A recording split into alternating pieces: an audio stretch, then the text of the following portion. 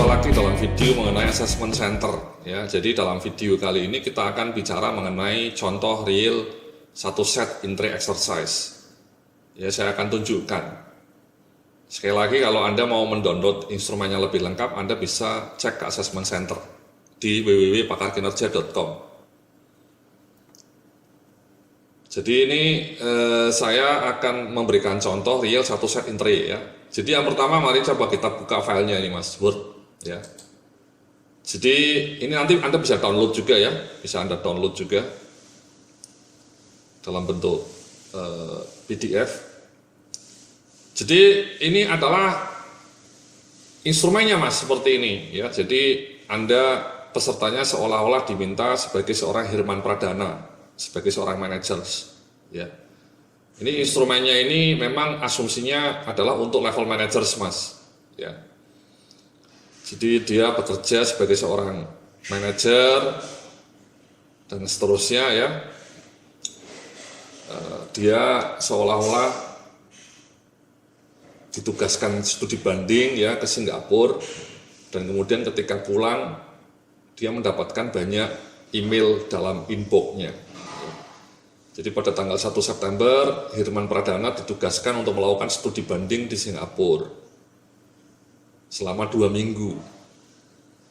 Ketika Anda atau Hirman Pradana pulang, ya seolah-olah Anda adalah Hirman Pradana Mas ya. Kandidatnya seolah-olah bernama Hirman. Dia mendapatkan sejumlah email dalam inbox. Nah, terlampir adalah email-email yang harus Anda tanggapi dan struktur organisasi perusahaan. Ya.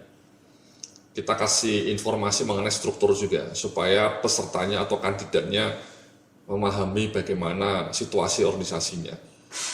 Nah, kemudian di sini kita ngasih tahu kepada Pak Hirman ini, pesertanya, supaya tugasnya ada 3, memberikan prioritas terhadap semua email, low, medium, atau high, merespon semua email yang masuk, ya dia harus reply, dan menuliskan satu laporan tertulis. Tema dari laporan ini dicantumkan dalam salah satu email yang ada. Ya. Jadi seperti ini Mas, pengantar pertamanya. Nah, yang berikutnya ya ini Mas, emailnya masuk semua kepada Hirman. Kadang-kadang dari sekretarisnya mengenai agenda kerja, ya ada isinya. Ini isinya seperti real gitu Mas ya. Anda diminta untuk presentasi, diminta memberikan materi. Ya. Kemudian kadang-kadang juga ada dari anak buahnya Andi ini section head Human Resource Information System, perihalnya project implementasi HRIS. Dia ngasih masukan ada banyak problem ya ketika implementasi HRIS ya tidak cocok. Ini sering ini masalah kayak gini tipikal muncul di perusahaan-perusahaan ketika implementasi tidak kompatibel. Ini email nomor 2 misalnya. Kemudian email nomor 3 misalnya dari anak buahnya Angela, ya, Kintanwangi, Section Head Compensation Benefit, hasil salary survey. Ternyata setelah dilakukan salary survey, hasilnya mengejutkan ya. Secara rata-rata tingkat gaji yang kita berikan pada karyawan kita ternyata lebih rendah 20% dibanding tingkat gaji yang diberikan oleh para pesaing atau organisasi lain yang bergerak di bidang yang sama. Saya menunggu respon dari Bapak untuk menindaklanjuti temuan ini. Ini juga kasus yang mirip yang kadang-kadang terjadi. Kemudian email nomor 4, sosialisasi implementasi HRIS. Ya. Isinya mengenai sosialisasi. Jadi intinya Pak Hirman Pradana ini mendapatkan email ya Mas ya, banyak. Di sini kita ngasih 20 email ya. Sampai 20 nanti bisa Anda cek ya, sampai 20 email nih ya.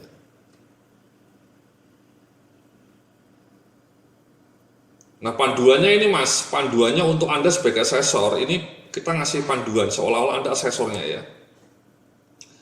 Jadi panduannya ada berapa Mas? Ada 2 panduannya. Jadi yang pertama, kita ngasih tahu bahwa InBasket ini kita gunakan untuk menilai planning, organizing, problem solving, dan communication and return. Ya, kita jelaskan Apa itu planning, apa itu problem solving, apa itu communication. Ya. Nah, tugasnya kita kasih tahu juga kepada Anda asesornya, ada 3 tugas ya. Prioritizing, action plan, dan written communication. Di dalam written communication itu memang kita ngasih tugasnya di email yang nomor 20 nih Mas, kalau nanti Anda lihat ya, di email nomor 20. Jadi mari coba kita lihat di email nomor 20. Ini email nomor 20. Ini emang sebenarnya isinya adalah si Pak Hirmannya ini diminta membuat laporan tertulis Mas. Dari hasil pemantauan di lapangan kami melihat adanya sejumlah masalah berkaitan dengan proyek implementasi HRIS yang kini tengah berlangsung. Untuk menghindari munculnya problem sejenis di masa-masa mendatang, kami minta Bapak untuk membuat laporan tertulis yang isinya membahas 2 hal utama, masalah-masalah apa yang muncul dalam kaitannya dengan proyek HRIS, dan langkah-langkah apa yang mestinya terlebih dahulu dilakukan agar masalah tersebut tidak muncul. Ini dari Departemen Quality Control, ngecek. Selanjutnya laporan tertulis Bapak tersebut akan kami gunakan sebagai bahan masukan bagi bagian-bagian lain jika kelak mereka melakukan proyek sejenis. Demikian permintaan dari kami, atas bantuan dan kerjasamanya kami ucapkan terima kasih. Ya, jadi ini di sini pesertanya suruh nulis nih Mas, suruh nulis masalah HRIS. Nah ini kita menguji kejelian dia menganalisa masalah, dan masalahnya kalau Anda nanti baca tertampung di berbagai email yang ada. Kan tadi emailnya ada 20 Mas ya. Di dalam email-emailnya itu muncul berbagai masalah ini Mas. Kita selipkan di berbagai emailnya. Nah si Hirman Pradana ya seolah-olah pesertanya ini harus melacak berbagai email itu untuk mengidentifikasi apa masalahnya. Kita di situ menguji kemampuan dia menganalisa masalah, kemudian kemampuan dia menuliskan masalah itu. Jadi membuat laporan tertulis ini kan written communication skills juga Mas.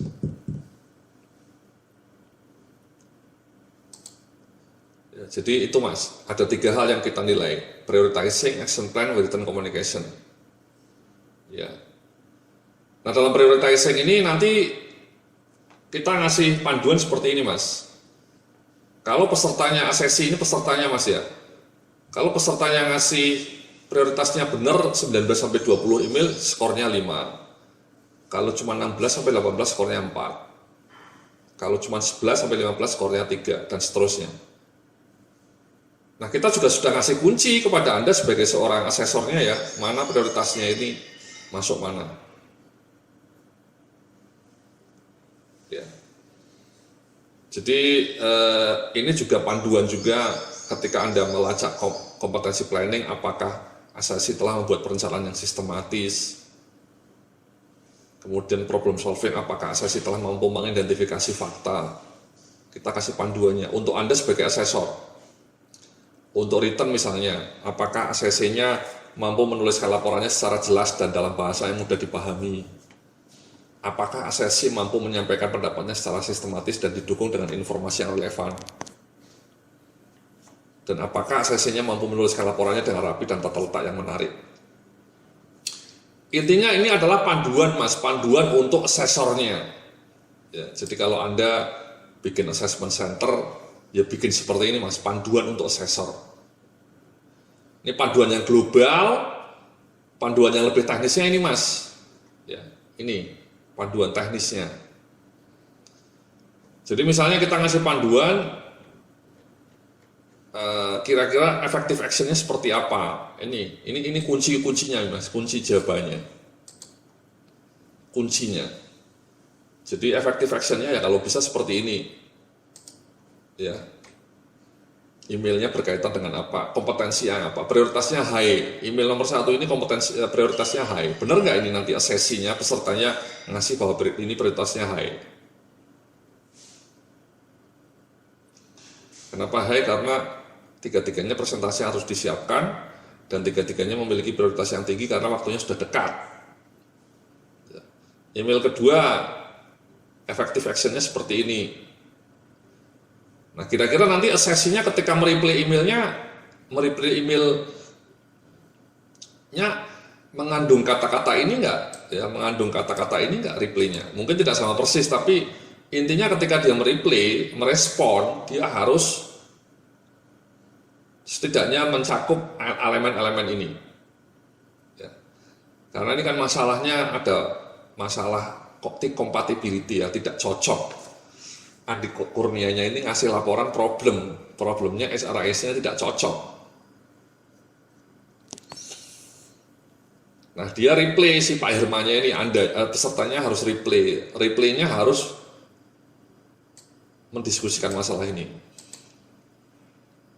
Ya. Prioritasnya high juga, ya, dan seterusnya itu mas. Jadi setiap email ini kita kasih panduan mengenai effective action-nya apa, kompetensinya dinilai apa, prioritasnya apa. Ya, ini prioritasnya moderat. Ya, ini effective action-nya. Nah, ini semua kita butuhkan supaya kita ketika menilai bisa punya panduan. Nah, penilaiannya seperti ini mas, ratingnya. Nah, ini dia. Ya, ratingnya seperti ini. Anda bisa lihat. Jadi tadi prioritasnya mas ya kan, prioritasnya kalau dia menjawab lebih dari 19, bagus ya, kita kasih nilainya 5 di sini. Ya. Nah kemudian perencanaannya sistematis nggak? Caranya menilai ya kita lihat semua respon dari dia. Jadi respon dari dia untuk semua email ini, ya kita baca ulang. Sekali lagi responnya dalam bentuk replay ya. Kalau pesertanya pakai tertulis ya dia nulis di kertas. Kalau pakai laptop ya dia seolah-olah mereplay emailnya. Ya, tapi kalau pakai kertas dia harus mereplay di kertas. Replaynya mesti memuat kata-kata ini untuk email yang nomor ini mas ya. Jadi nanti dari semua replay peserta itu kita baca, kita lacak, kita telaah. Sekali lagi ketika menelaah kita sudah punya panduannya ya, effective actionnya seperti ini, prioritasnya moderat dan seterusnya high atau low. Ya, kita bandingkan replay dia dengan panduan ini kira-kira cocok nggak? Kalau cocok ya bagus berarti. Kalau tidak cocok ya berarti dia kurang bagus. Ya, sama berikutnya misalnya ini. Ini ya, effective actionnya harus seperti ini. Sekali lagi Anda bisa mendownload ini mas ya, file ini bisa Anda download. Cocok nggak dengan effective action ini? Ini istilahnya kunci nih mas, kunci jawabannya ya, clue-nya. Kalau cocok ya berarti oke, bagus nilainya, problem solvingnya oke. Ya. Tapi kalau misalnya efek replaynya dia tidak seperti ini, replaynya ngambang atau tidak tajam, ya nilai dia jelek. Ya. Problem solvingnya jelek berarti.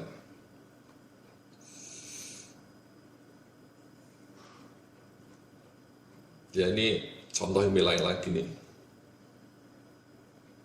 Ini kita kasih effective action juga. Ya. Prioritasnya low. Jadi intinya setiap email kita kasih panduan seperti ini sehingga ketika Anda menilai sebagai seorang atasan atau sebagai seorang asesor bisa melihat nilainya berapa. Ya. Misalnya di sini setelah kita analisa nilainya 4. Apa bukti-buktinya? Ya bukti-buktinya tadi dari replay dia kebanyakan cocok dengan effective action. Di sininya juga oke. Ya. Dia juga mengenali misalnya. Kemudian dia juga memonitor. Ya. Nah idealnya dikasih indikator-indikatornya ini mas. Ya bukti-buktinya. Kenapa kita mengatakan bahwa dia merencanakan langkah-langkahnya dengan efektif? Kenapa kita mengatakan si pesertanya mampu mengelola sumber daya yang ada? Nah indikatornya ini kita ambil dari replay dia. Kita lihatlah, kita lacak replay dia yang menunjukkan bahwa dia bisa memanfaatkan sumber daya. Ya. Kita lacak replay dia yang bisa mengenali keterkaitan. Ya. Dia tahu bahwa berbagai email ini sebenarnya ada yang saling berkaitan. Jadi dia tajam pengamatannya. Kemudian dari replay-replaynya kita juga bisa tahu bahwa ternyata dia juga ngecek pekerjaan anak buahnya, memastikan sehingga nilainya 4. Ya. Ini misalnya nilainya 4 juga. Jadi seperti itu Mas. Ya, ini untuk problem planning organizing sama Mas. Untuk problem solving seperti itu juga. Dia gimana? Ternyata dia bisa mengidentifikasi berbagai fakta, dia bisa melihat hubungan antara berbagai email ya. Misalnya kan tadi di nomor 1 tadi ini ada hubungannya email berkaitan ya. Ada yang berkaitan. Jadi dia bisa melacak bahwa email yang nomor ini sebenarnya berkaitan dengan email yang berikutnya karena tanggalnya sama misalnya. Jadi replay dia menunjukkan bahwa dia paham ada beberapa agenda dalam email itu yang saling berkaitan. Ya, dan seterusnya dan seterusnya. Kita kasih nilai ya. Misalnya ini 4. Ini misalnya 5. Ini 5 misalnya ini ya. Kemudian ini 4. Sekali lagi ini semua nilai-nilai ini kita berikan berdasarkan replay dia Mas ya, replay dia. Jadi berdasarkan respon dia. Nah, respon yang bagus seperti apa? Ya ini Mas, sekali lagi kita sudah ngasih kuncinya. Kalau responnya mirip seperti ini ya kita kasih 5 ya. Responnya kebanyakan positif semua ya kita kasih 5. Tapi kalau responnya ngawur, kebanyakan ngawur, tidak melihat tanggal, tidak melihat keterkaitan email satu dengan email lainnya, ya nilai dia bisa 2 atau bahkan 1.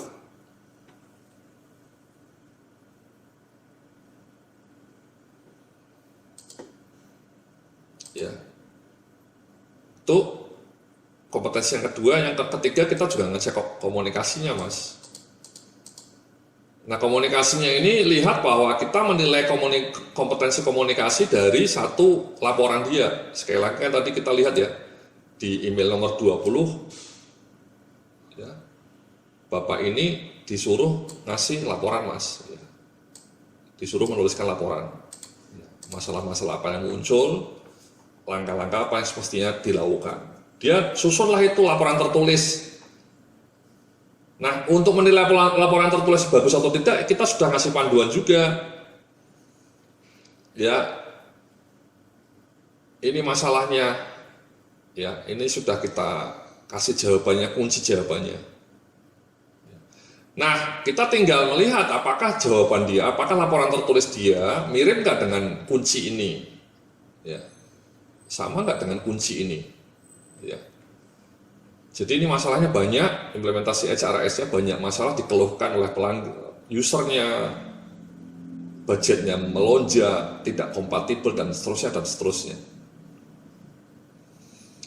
Masalahnya banyak. Nah, bisa nggak ini pesertanya mengadres masalahnya sama nggak dengan kunci kita? Dan kemudian solusi dia masuk akal nggak? Solusi dia reasonable nggak? Ya. Di sini kita sudah kasih jawaban masalah-masalahnya apa saja ya, sudah kita beberkan di sini. Anda sebagai asesor tinggal melihat apakah masalah-masalah yang dituliskan dalam laporan tertulis itu sama nggak dengan masalah ini. Ya. Nah nanti setelah itu kita nilai ratingnya, pendapatnya bagus nggak atau kacau atau sulit dipahami, gagasannya sistematis nggak. Nah ini menuliskan informasi yang relevan nggak, masalahnya semua dituliskan nggak, atau dia cuma tahu ada 2 masalah padahal sebenarnya ada 7 masalah. Jadi mungkin dia nilainya 1 lah.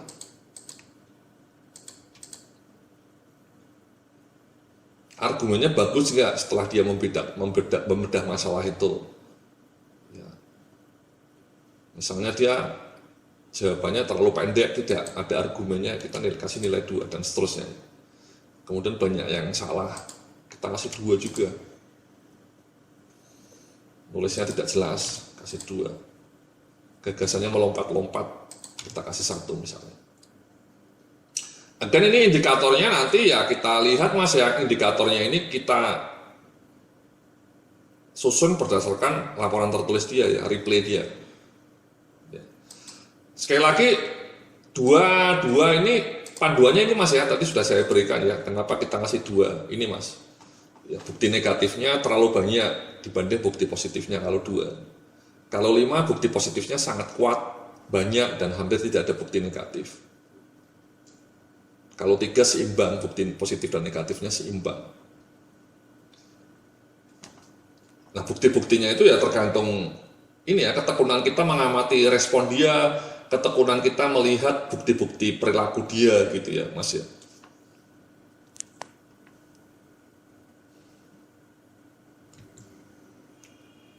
Jadi kita masukkan di sini. Ya. Jadi itu untuk in basket ya, ada 3 kompetensi yang kita lihat, ada planning, problem solving, and communication. Ya.